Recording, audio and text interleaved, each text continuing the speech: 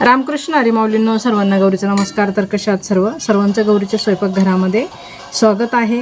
तर बघू शकता आपल्याला इथे हिरवी मटकी किती छान अशी मस्त झालेली आहे.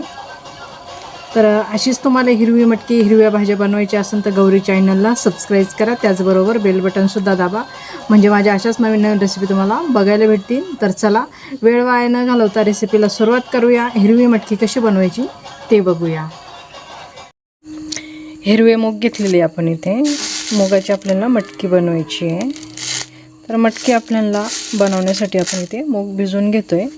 तर इथे पाण्यामध्ये कोमट पाणी घेतलेले आहे. कोमट पाणी आपल्याला बुडण अशा पद्धतीने कोमट पाणी घ्यायचं. मूग स्वच्छ करून घ्यायचे आणि कोमट पाण्यामध्ये भिजत घालून घ्यायचे. भिजून देऊया रात्रभर.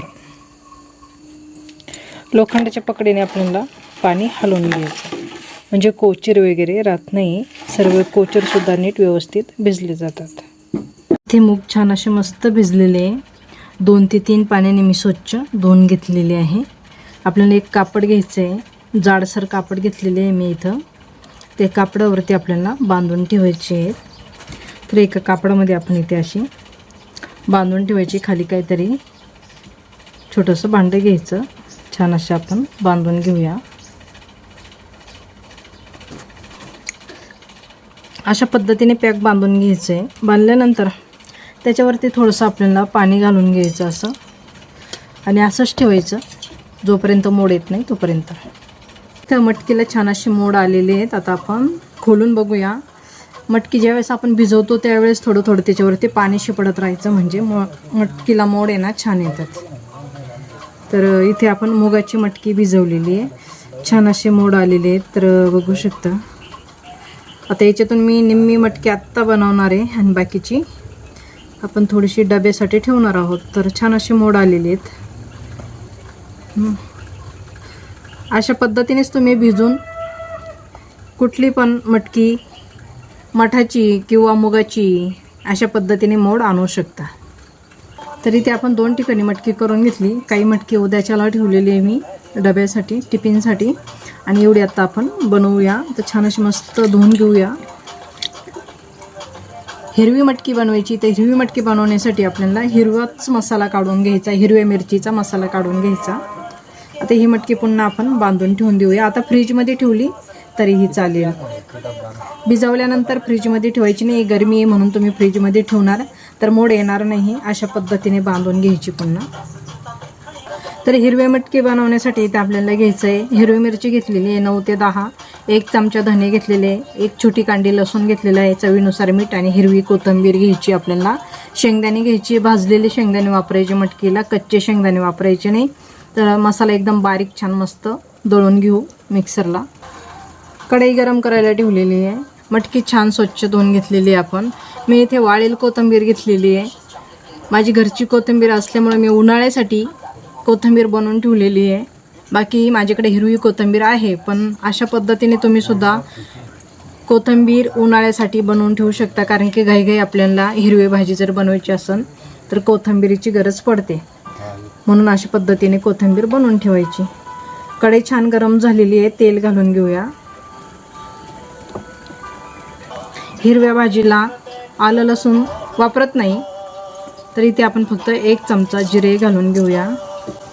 आलं लसूण तुम्ही जर वापरत असाल तर हिरव्या भाजीला तर घालायला काही हरकत नाही. आता इथे मी हिरवा कढीपत्ता घेतलेला आहे.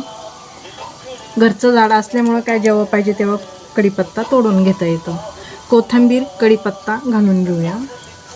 हळद पावडर घालून घेऊया.